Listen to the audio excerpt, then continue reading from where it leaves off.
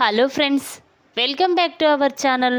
Friends, ముందుగా ఈ సీరియల్లో ఏం జరగబోతుందో తెలుసుకుందామా? ఇక వీడియోలోకి వెళ్ళినట్లయితే అంజలి చాలా బాధపడుతూ కన్నీళ్లు పెట్టుకుంటూ ఉంటుంది. అది చూసిన రాజారాం కూడా చాలా బాధపడుతూ ఉంటాడు. దీనికంతటి కారణం నేనేనమ్మా. ఆ రోజు నా కొడుకు శంకర్ నిన్ను తీసుకొని అనాథాశ్రమంలో వదిలేయడానికి వెళ్తూ ఉంటే నా కొడుకుని అడ్డుకోలేకపోయాను. అది తప్పు అని చెప్పలేకపోయాను. కానీ ఈరోజు నువ్వు ఇలా బాధపడుతుంటే చూడలేకపోతున్నాను. నువ్వే నా మనవరాలివని ఈ నిజాన్ని నేను చెప్పేస్తానమ్మా. నా గుండెల్లో దాచుకోలేకపోతున్నాను అని చెప్పి ఇక రాజారాం అంజలి గురించే ఆలోచిస్తూ బాధపడుతూ ఉంటాడు. ఇక ఇంతలోనే మనీష్ రాజారాం గురించి వెతుకుతూ ఉంటాడు. తాతయ్య ఎక్కడికి వెళ్ళి ఉంటాడు? అంజలితో కూడా లేడు, మరి ఎటు వెళ్ళుంటాడు అని చెప్పి ఇక మనీష్ రాజారాం కోసం అటు ఇటు వెతుకుతూ ఉంటాడు. ఇక రాజారాం ఒక చోట కూర్చొని ఆలోచించడం చూసిన మనీష్ మాత్రం ఒక్కసారి షాక్ అవుతాడు. తాతయ్య, నేను అంజలి వచ్చిన దగ్గర నుండి తాతయ్య ఎందుకో కంగారు పడుతున్నాడు. దేని గురించో ఆలోచిస్తున్నాడు. తనేదో దాస్తున్నాడు. అదేంటో తెలుసుకోవాలి. తను ఎందుకు అంతలా బాధపడుతున్నాడో తెలుసుకోవాలి. తన మనసులో ఉన్న బాధని పోగొట్టాలి అని చెప్పి ఇక మనీష్ రాజారాం దగ్గరికి వచ్చి తాతయ్య తాతయ్య అని అంటూ ఉంటాడు. ఇక రాజారాం మాత్రం మనీష్ మాటలు పట్టించుకోకుండా అలాగే ఆలోచిస్తూ ఉంటాడు. ఇక వెంటనే మనీష్ రాజారాం మీద చెయ్యి పెట్టి తాతయ్య, ఏంటి నేను ఇంతలా పిలుస్తున్నా? ఎందుకు అంత పరిజ్ఞానంలో ఉన్నావు? ఏం జరిగింది తాతయ్య? అక్కడ అత్తయ్య మావయ్యల పెళ్లి రోజు చాలా గ్రాండ్గా జరుగుతూ ఉంది. కానీ నువ్వు ఆ సంతోషాన్ని వదిలేసి ఇక్కడ కూర్చొని దేని గురించి ఆలోచిస్తున్నావు తాతయ్య? చెప్పు అని మనీష్ అంటూ ఉంటే అప్పుడు రాజారాం కన్నీళ్లు పెట్టుకుంటూ ఉంటాడు. ఇక అది చూసిన మనీష్ తాతయ్య, నువ్వు ఏడవడమా? ఏం జరిగింది తాతయ్య? ఆ కన్నీటికి, ఆ బాధకి కారణమేంటో నాతో చెప్పు తాతయ్య. అంటావు కదా ఈ మనవడు పక్కగుండగా ఈ తాతకేంట్రా కంగారు అని అనుకుంటావు కదా తాతయ్య. చెప్పు, ఏం జరిగింది అనగానే అప్పుడు రాజారాం ఒరే మనీష్, నాకొక మాట ఇస్తావా అనగానే అప్పుడు మనీష్ చెప్పు తాతయ్య, ఏంటది చెప్పు అనేసరికి ఇక రాజారాం ఒరే 20 సంవత్సరాల క్రితం ఒక నిజం నా గుండెల్లోనే దాగిపోయింది. ఆ నిజాన్ని బయట పెట్టే రోజు వచ్చేసింది. అందుకే ఆ నిజం నీతో చెప్పాలనుకుంటున్నాను. మీ అత్తతో నాన్నతో చెప్పే ధైర్యం నాకు లేదురా అని రాజారాం అనగానే అప్పుడు మనీష్ ఏంటి తాతయ్య నిజం? నాతో చెప్పు అనగానే అప్పుడు రాజారాం ఒరేయ్, నాకు మాట ఇవ్వురా. నీకు చెప్పిన విషయాన్ని నా తొందరలోనే నా మనసులో బాధని పోగొడతావని, నెరవేరుస్తావని నాకు మాట ఇవ్వు అనగానే అప్పుడు మనీష్ తాతయ్య, నువ్వు చెప్పిన మాట విని నేను ఖచ్చితంగా నీకు చేస్తాను. చెప్పు తాతయ్య, ఏంటో అది అనేసరికి ఇక రాజారాం ఒరేయ్, ఇన్ని రోజులు మీ అత్తయ్య గురించి నీతో చెప్పలేదు.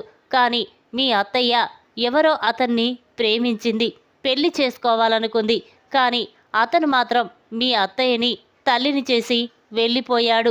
ఇక ఇంతలోనే మీ అత్తయ్య ఒక ఆడబిడ్డకి జన్మనిచ్చింది. ఆ ఆడబిడ్డ మీ నాన్న తనని తీసుకువెళ్ళి అనాథాశ్రమంలో వదిలేసి వచ్చాడు. మళ్ళీ గీతకి పెళ్లి జరిపించాము. ఇప్పుడు తన భర్తతో తను మాత్రం పిల్లలతో చాలా సంతోషంగా ఉంది. కానీ ఆ రోజు మీ నాన్న వదిలేసిన అమ్మాయి మాత్రం తన వాళ్ళ కోసం ఎంతో బాధపడుతుంది. తన తల్లి కోసం ఎంతో వెతుకుతుంది. తన తల్లిని కలుసుకోవాలని, తన తల్లి ప్రేమని పొందాలని ఆశపడుతుంది. ఆ అమ్మాయి, నేను ఆ అమ్మాయి గురించి చెప్పాలనుకుంటున్నాను అని చెప్పగానే ఇక మనీష్ స్టన్ అయిపోయి చూస్తూ ఉంటాడు. తాతయ్య, ఏం మాట్లాడుతున్నారు మీరు? అత్తయ్య జీవితంలో ఇంత జరిగిందా అనగానే అప్పుడు రాజారాం అవునరా, తన కూతురు ఇప్పుడు తన కోసం ఎదురు చూస్తూ ఉంది. అందుకే తల్లి కూతుర్లని కలిపే బాధ్యత నీదేరా మనీష్ అని రాజారాం అంటాడు.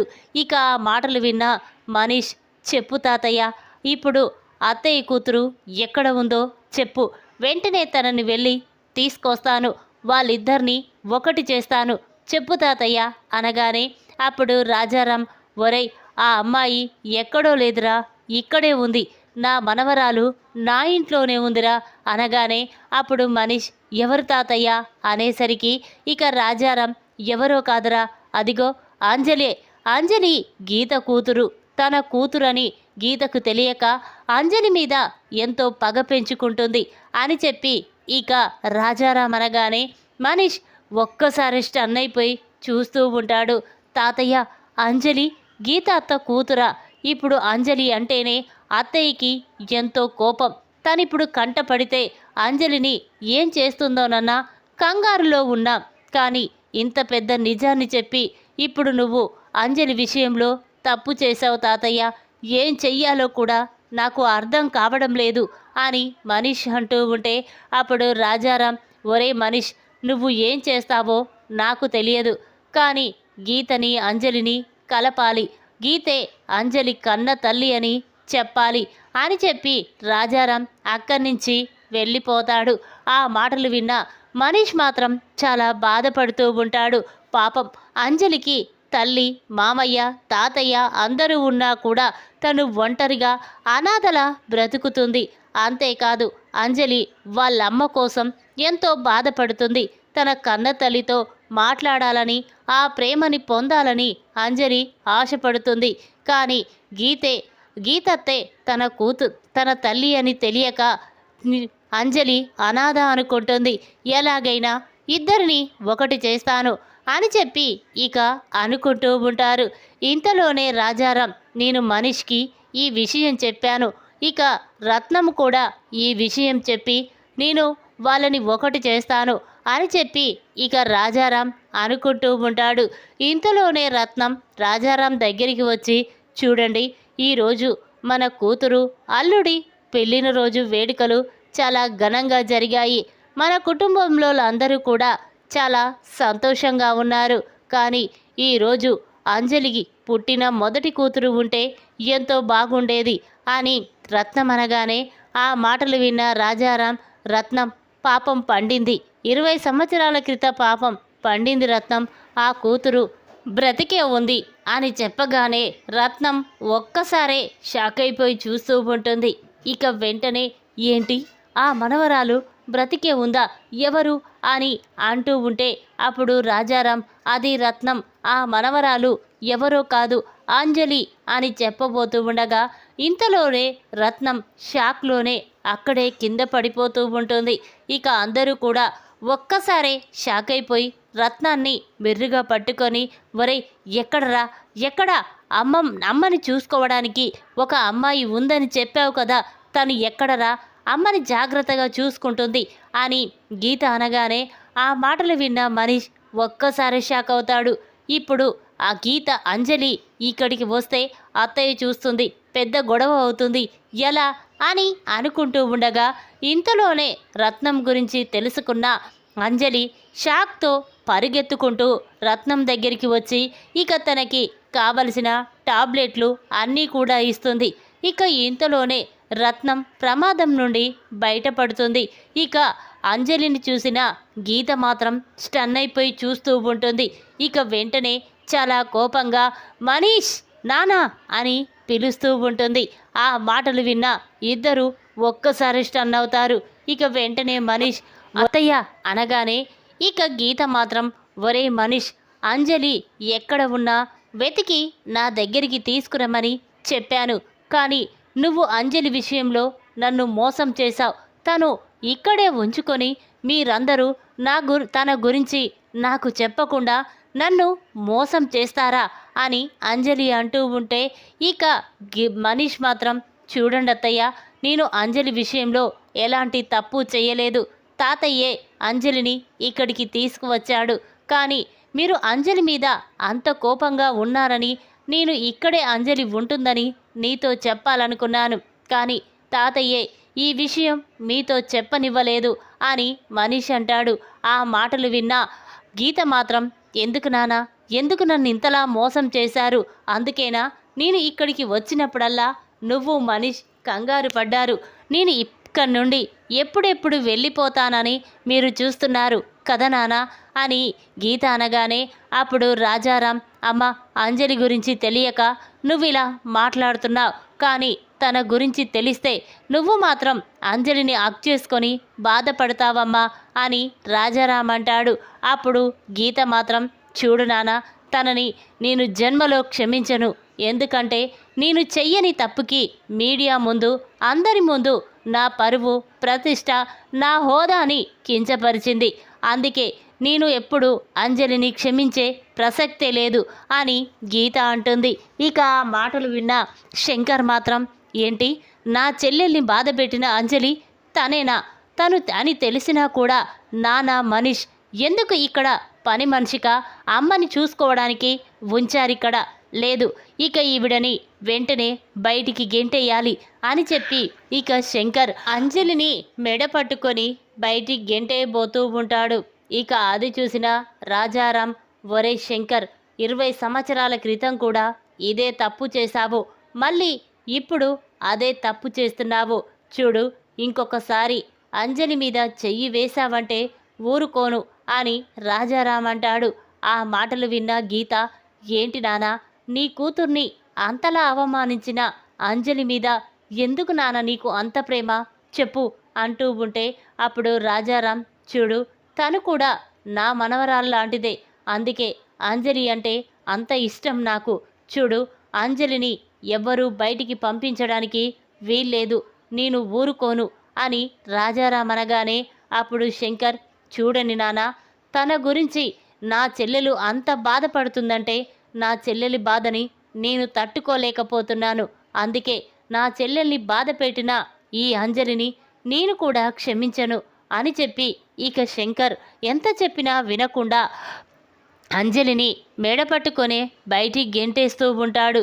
ఇక అది చూసిన మనీష్, నాన్న, తప్పు చేస్తున్నావు, అంజలి ఎవరో తెలిస్తే అంజలి కాళ్ళు పట్టుకొని క్షమాపణ అడగడానికి కూడా నీకు అర్హత లేదు అని మనీష్ అంటాడు.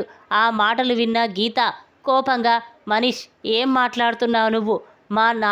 మా అన్నయ్య ఆ పని మనిషి కాళ్ళు పట్టుకొని క్షమాపణ అడగాల? ఏం మాట్లాడుతున్నావురా అనగానే అప్పుడు మనీష్, అత్త, ఆవిడ పని మనిషి కాదు, తను ఎవరో తెలుసా? నీ కన్న కూతురు అంజలి. 20 సంవత్సరాల క్రితం నీ కూతురు చనిపోయిందని నువ్వు అనుకున్నావు, కానీ నీ కూతురు చనిపోలేదు.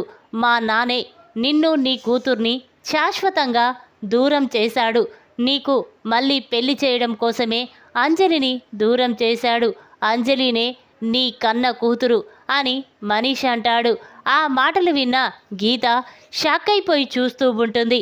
ఒరేయ్, ఏం మాట్లాడుతున్నావురా నువ్వు అనగానే అప్పుడు రాజారాం, అవునమ్మా, ఈ నిజం ఎన్నోసార్లు నీతో చెప్పాలనుకున్నాను, కానీ అంత ధైర్యం సరిపోలేదు, చెప్పలేకపోయాను.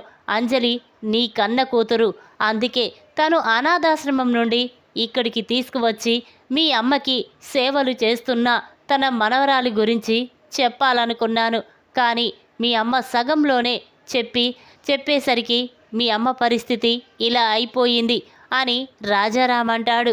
ఇక ఆ మాటలు విన్న గీత చాలా బాధపడుతూ ఉంటుంది.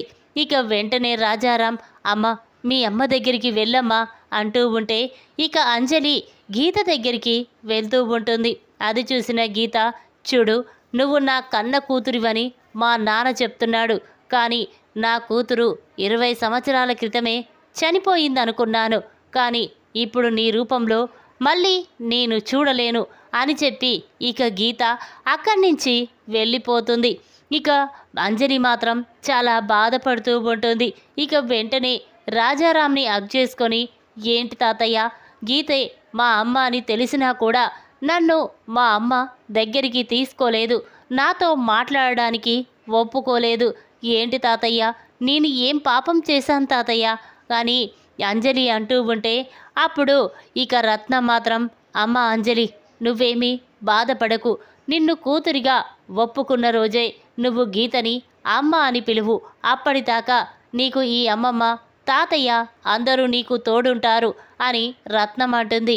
ఆ మాటలు విన్న శంకర్, లేదమ్మా, చెల్లెలికే ఈవిడ అంటే ఇష్టం లేదు, ఇప్పుడు మన ఇంట్లో ఎలా ఉంటుంది అనేసరికి అప్పుడు రాజారాం, చూర్రా, అంజలి కూడా నా మనవరాలే, నువ్వు అలాగే మాట్లాడితే నేను అంజలితో కలిసి ఇంట్లో నుండి బయటికి వెళ్ళిపోతాం అని రాజారాం అంటాడు.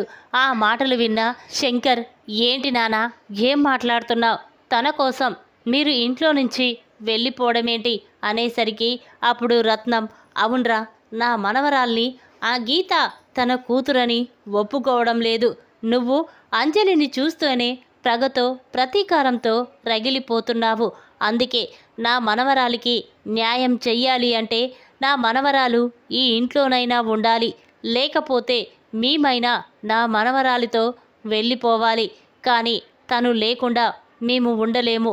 20 సంవత్సరాల తర్వాత తిరిగి వచ్చిన నా మనవరాల్ని నేను ఎలా కాదనుకుంటాను అని రత్నమనగానే ఇక శంకర్ మాత్రం, లేదు నాన్న, తను ఇక్కడ ఉండడానికి వీల్లేదు అని చెప్పగానే ఇక రాజారాం వెంటనే తన గదిలోకి వెళ్ళి బ్యాగు సదురుకొని, రత్నం పద వెళ్దాం అని చెప్పగానే అప్పుడు రత్నం, సరేనండి వెళ్దాం పద అని ఇక రాజారాం రత్నం అంజలిని తీసుకొని బయటికి వెళ్దామంటూ ఉంటారు.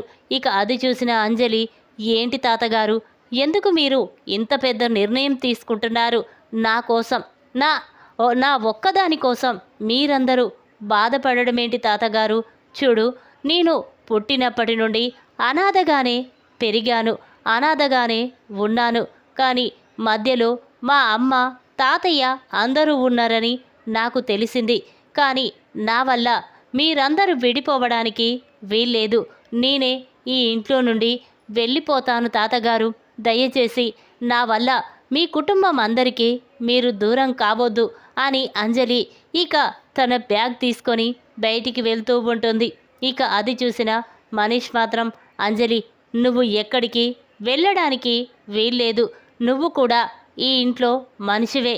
నువ్వు ఎవరైనా బయటికి వెళ్ళమని చెప్తే తాతయ్య తీసుకున్న నిర్ణయమే కరెక్టు అని చెప్పి ఇక మనీష్ అంజలిని తీసుకొని లోపలికి వెళ్తాడు. ఇక అది చూసిన శంకర్, పార్వతి చాలా కోపంతో రగిలిపోతూ ఉంటారు. ఇక రాజారాం మాత్రం తన మనసులో, అమ్మ, నేను అంజలిని గీత కన్న కూతురని చెప్పేశాను. కానీ గీత మనసు మారుతుంది, అంజలిని తన కన్న కూతురిగా ఒప్పుకుంటుంది అని చెప్పి రాజారాం చాలా సంతోషపడుతూ ఉంటాడు. ఇక అంజలి తన గదిలో కూర్చొని గీతే తన కన్న తల్లి అని తెలుసుకొని సంతోషంతో చాలా సంతోషపడుతూ ఉంటుంది. ఏంటి, ఇన్ని రోజులు గీతే మా అమ్మ అని తెలియక తనని నేను ఎదిరించాను, ఎన్నో మాటలు అన్నాను. దానివల్ల మా అమ్మ ఇప్పుడు నన్ను అసహించుకుంటుంది. ఎలాగైనా నా ప్రేమని పంచి మా అమ్మకి దగ్గరవుతాను అని చెప్పి ఇక అంజలి అనుకుంటూ ఉంటుంది. లేదు, నేను ఇక్కడే ఉంటే తాతయ్య మళ్ళీ నాలాగానే తన కన్న కూతురికి దూరమైపోతాడు. అందుకే నేను ఇక్కడ ఉండకూడదు. అనాథలాగేనే మళ్ళీ నేను ఇక్కడి నుంచి వెళ్ళిపోతాను అని చెప్పి ఇక అంజలి అనుకుంటుంది. ఇంతలోనే రాత్రి అవుతుంది. అందరూ నిద్రపోతూ ఉంటారు. ఇక వెంటనే అంజలి బ్యాగ్ తీసుకొని బయటికి వచ్చి అటు ఇటు చూస్తుంది. ఇక ఎవరూ లేని సమయంలో అంజలి ఇంట్లో నుంచి బయటికి వెళ్ళిపోతుంది. ఇక ఇంతలోనే ఉదయం అవుతుంది. రాజారాం మనీష్ అంజలి అంజలి అని పిలుస్తూ ఉంటాడు. ఇక అంజలి ఎంతకీ కనిపించకపోవడంతో రాజారాం కంగారు పడుతూ, ఒరే మనీష్, అంజలి ఎంత వెతికినా కనిపించడం లేదు, ఎక్కడికి వెళ్ళిందో అర్థం కావడం లేదురా అనగానే అప్పుడు మనీష్, ఏంటి తాతయ్య, నిన్న అంత పెద్ద గొడవ జరిగినా అంజలి ఎక్కడికి వెళ్ళలేదు. ఇప్పుడు ఎక్కడికి వెళ్ళి ఉంటుంది? ఇక్కడే ఎక్కడో ఉంటుంది, వెతుకు తాతయ్య అనగానే అప్పుడు రాజారాం, లేదురా, ఎంత వెతికినా కనిపించడం లేదు అని చెప్పగానే ఇక మనీష్ కూడా అంజలి కోసం వెతుకుతూ ఉంటాడు. ఇక ఎక్కడ కనిపించకపోవడంతో మనీష్, అంజలి గీతే నీ కన్న తల్లి అని తెలిసి కూడా మళ్ళీ నువ్వు వాళ్ళందరూ ఎక్కడ విడిపోతారో అని, నీ వల్ల ఈ కుటుంబం బాధపడుతుందని ఎవరికీ చెప్పకుండా ఇంట్లో నుంచి వెళ్ళిపోయావా? లేదు అంజలి, నువ్వు ఎక్కడ ఉన్నా వెతికి తీసుకొస్తాను అత్తయ్యని నిన్ను ఒకటి చేస్తాను, తల్లి కూతుర్లని కలుపుతాను అని చెప్పి ఇక మనీష్ అనుకుంటూ వెంటనే అంజలిని వెతకడం కోసం బయటికి వెళ్తాడు. ఇక రాజారాం కూడా అంజలిని వెతుకుతూ ఉంటాడు. ఈ విధంగా అంజలినే గీత కన్న కూతురని పార్టీలో అందరి ముందు బయటపెట్టిన రాజారాం షాక్లో గీత. ఈ వీడియో కనుక మీకు నచ్చినట్టయితే లైక్ చేయండి. మరిన్ని వీడియోల కోసం మా ఛానల్ని తప్పకుండా సబ్స్క్రైబ్ చేసుకోండి. Thanks for watching.